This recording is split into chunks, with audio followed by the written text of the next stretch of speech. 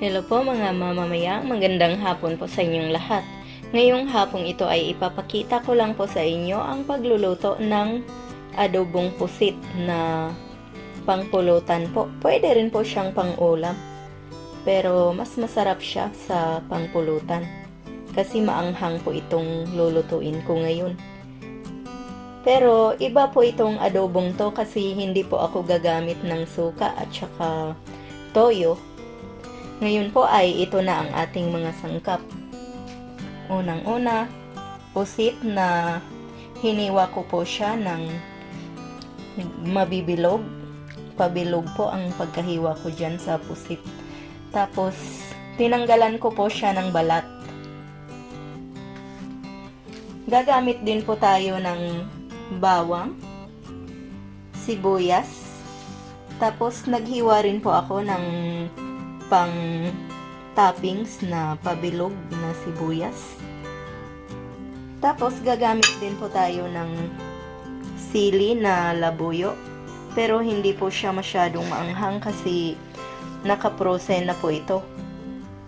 Dahil hindi po maanghang masyado yung sili na gagamitin ko, ay gagamit din po ako ng chili garlic sauce. Tapos asin sa pangpalasa, ketchup, at saka cooking oil. Ayan na po. Uumpisahan ko na pong lutuin ang mga ito. Ngayon po ay ito-turn on na natin tong ating stove. At paiinitin po muna natin itong ating kawali.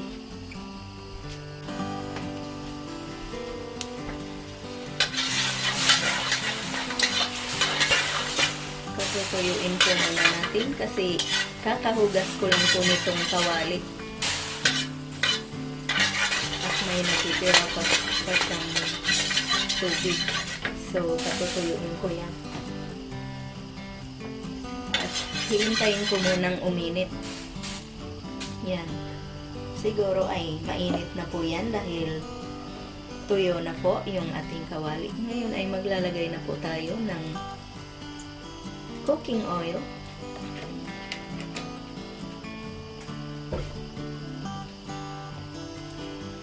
Pagkatapos po ay iuuna ko po muna itong ating pusit sa paglalagay.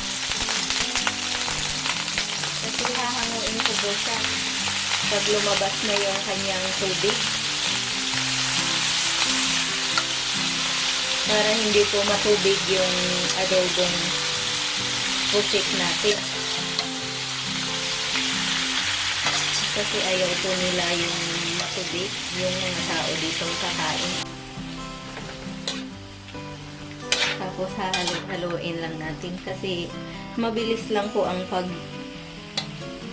tanggal ng tubig nito.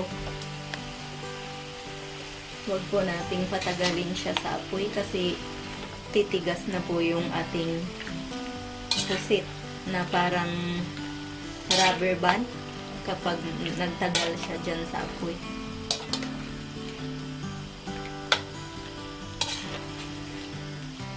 Pero kailangan po munang palabasin natin yung kanyang mga tubig. Medyo may tubig pa po yan kasi hilaw pa. Hilaw pa po siya ng konti.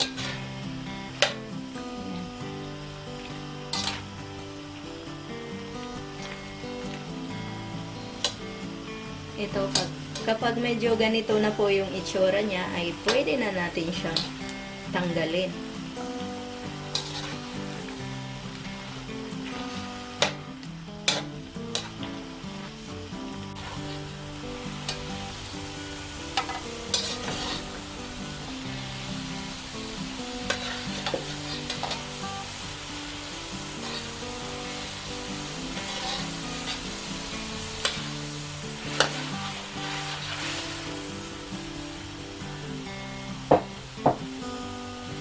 Ngayon po ay patutuyuin po muna natin itong sabaw niya.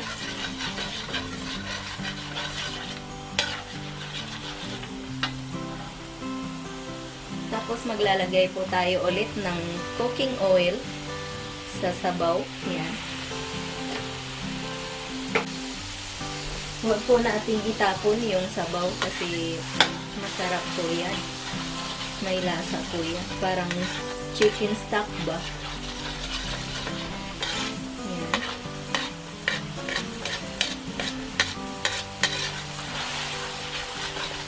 Hihintayin lang po natin na medyo tumuyo na yan siya. Ngayon po na mga mantika na lang po yung natitira dyan sa ating kawali. Ilalagay na po natin yung ating garlic.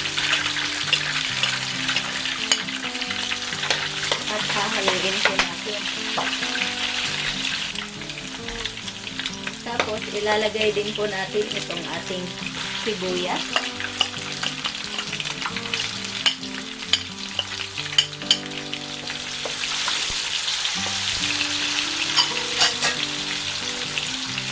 Ngayon po ay isusunod na natin ang ating sili na labuyo.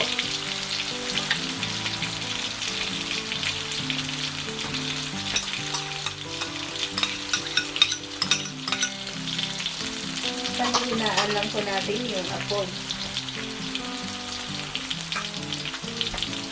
Ngayon ay maglalagay na po ako ng chili garlic na 2 tablespoon. Yan.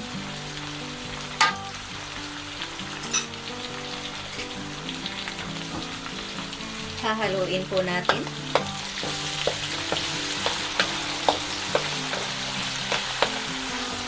Tapos maglalagay po muna tayo ng ketchup. Yan. Pampakulay po kasi itong ketchup. Kaya po tayo kailangang maglagay ng ketchup dahil pampakulay po natin yan. Ngayon ay hahaluin lang natin siya. Tapos maglalagay na rin po ako ng konting asin.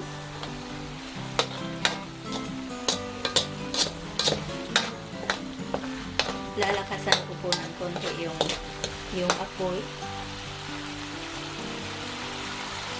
Ngayon ay ilalagay ko na po itong ating pusit na tinanggalan ko ng water kanina.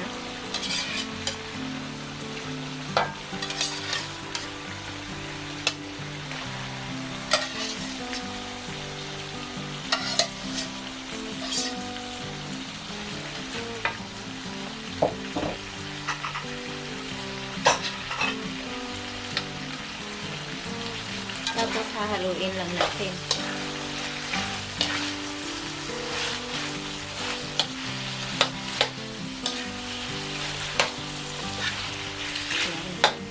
Napakaganda na po ng kulay ng ating pusit na adobo.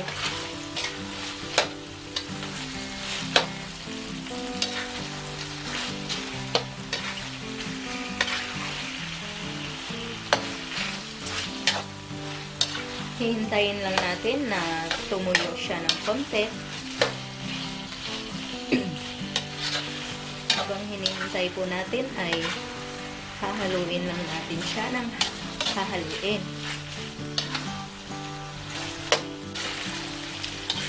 Yan.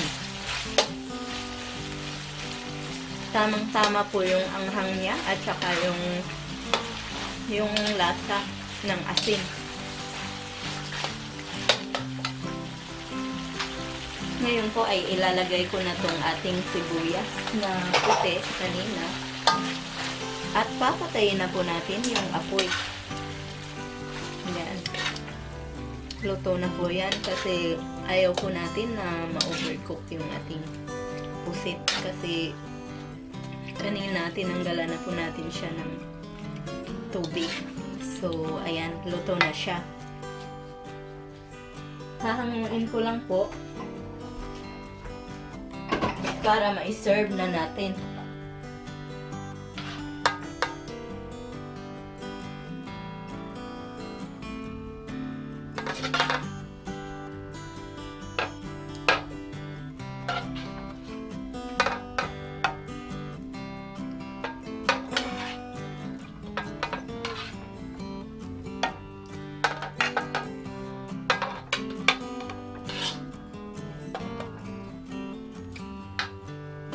Ayan na po ang ating hot and spicy na adobong pusit, mga mamamayang, na pangpulutan po.